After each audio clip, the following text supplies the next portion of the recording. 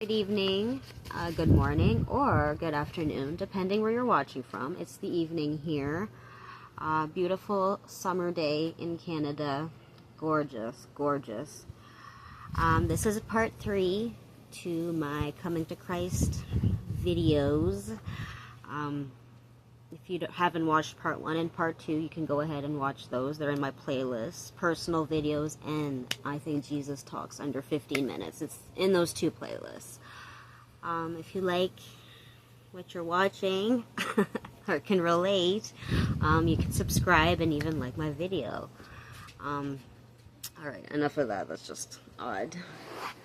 Come here, Brooklyn. There we go again. Hey, before you bother me. Oh. Brooklyn says hi.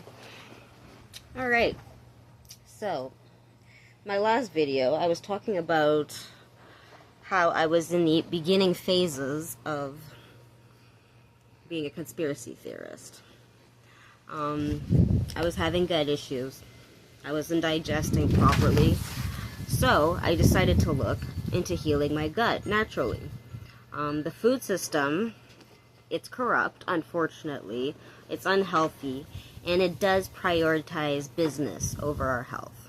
Preservatives, GMOs, better shelf lives.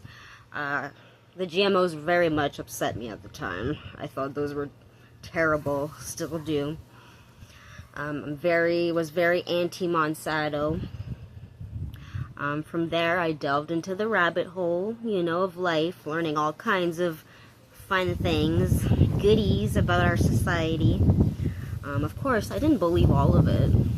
I took things with a grain of salt, and then, whatever spoke to me, and I didn't just believe everything I read, like some people think we are. But the more you dig, the more you find, unfortunately. So my disassociation was severing by this point, and I was seeing the world for what it truly was. Hollywood, our food system, big pharma, well, they're all bad, unfortunately. And even if they're not purely evil, or if you don't see them as satanic, like a lot of people do, they still prioritize business over anyone's well-being. And in prioritizing business, you're automatically taking the souls and the emotions out of the situation. Is that how you want to live? Do you want to live in a society where they make decisions based on basically AI, like no soul? It's odd. So my disassociation, severing, like I said. One thing that I was not noticing at the time was that the spirit of worry, fear, was infecting me. And it also the spirit of pride, the spirit of judgment, me thinking that I had it all figured out and everyone didn't, and that they should follow suit to what I say, kind of thing, Of course, I have no regrets about being an organic kind of person, like organic only wanting person at the time, because my daughter, being born in 2015, in the thick of the anti-GMO mentality I had, she ate so well. I breastfed her also, so she had a really good diet, and to this day, it shows that I gave her an all-organic diet because she loves eating things that are good for her. She doesn't eat foods that us 80s kids ate. She doesn't eat fruit roll-ups. She doesn't eat, like, Fruit Loops. She doesn't eat, like, those weird foods. She doesn't eat that. So making her grow up on organic was actually a really good thing for her. And even though, like I said, the spirit of worry, the spirit of judging was very heavily in my life at the time, it benefited her in a way that she got really good nutrition, because my standards were so high for food, and I would grow like acres of food, like my own food when I could, and that's basically all she would eat sometimes. And that's when I found that my third eye, I guess as what you would say in witchcraftery, was opening, was when I would be consuming these pure foods that didn't have preservatives in them. It just made me see more of the world as what I thought in the moment. So yeah, my organic baby, that worked out well because she could sit down and eat a broccoli head right now if she wanted to, you know, and I think that's awesome. I don't have that.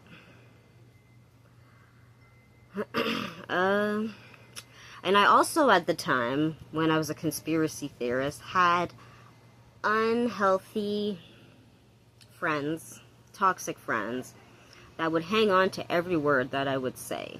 Like, they would listen to my rants for hours and hours and hours on end. And maybe that wasn't the best thing at the time, because I really encompassed this whole conspiracy theorist kind of mentality. My life became very difficult. It seemed like I could never be satisfied, ever. I was never just content. I was also teaching my daughter about my white witch ways, even discussing with her a plan to summon and meet. Don't get mad at me for this, but we were discussing meeting fairies. Yeah, fairies. I know. That's bad. Talk about opening our third eyes.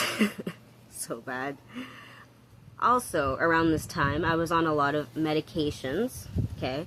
The doctors had me on, like, 6 different kinds of medications, okay? Like antipsychotic, anti-anxiety, antidepressant, a booster one, another booster, like, it was bad. So a lot of medications because I was being told I'm bipolar, and for me to continue working my 9-to-5 job, unfortunately, at the time, I needed to be on these meds. I'm not on them anymore, but at the time I was. And I was also convinced that I needed them, as I may be bipolar or have some other kind of mental illness. I had to take time off of work due to stress. Me taking too much on thinking I was invisible. So I would get, like, anxiety attacks, and then I would, like, take these anti-anxiety pills, and they just kept giving them to me, like the doctors, you know. So all that combined with the witchcraftery, it's not a good combo.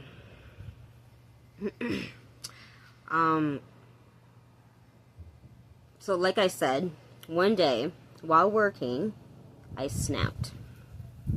I locked myself in the staff lunchroom, thinking that someone was after me. I felt totally schizophrenic. And I think this was the result of all the medications. To be honest, I think they were making me not well.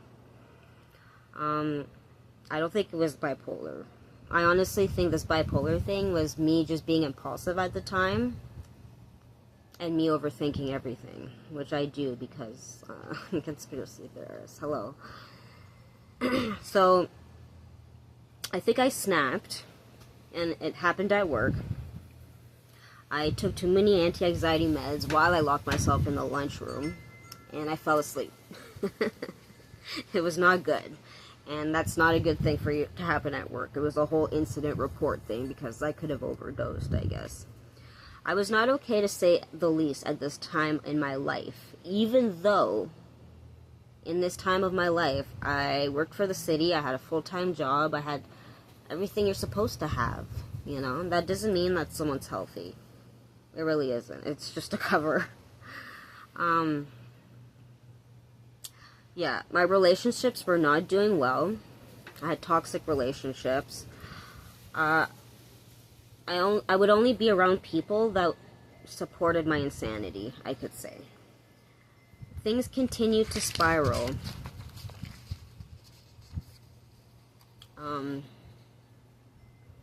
Yeah, things continued to spiral. Like I said, 5 to 6 different medications. I actually took all those meds for maybe a good 2 to 3 years. And after that 3rd year, I truly believe I had a psychotic breakdown from the meds. before the psychotic breakdown, they gave me one last med, and it was a medication called bupropion. And after like the 5th day of taking it, something happened and I went insane. And now looking it up, after the research, I think I actually got something called anticholinergic, don't quote me on that, my French, anticholinergic psychosis, which is something from too much anticholinergics, which is like Benadryl, bupropion, apparently. Like those meds, if you take too much of that, you get that. So I think I went through that.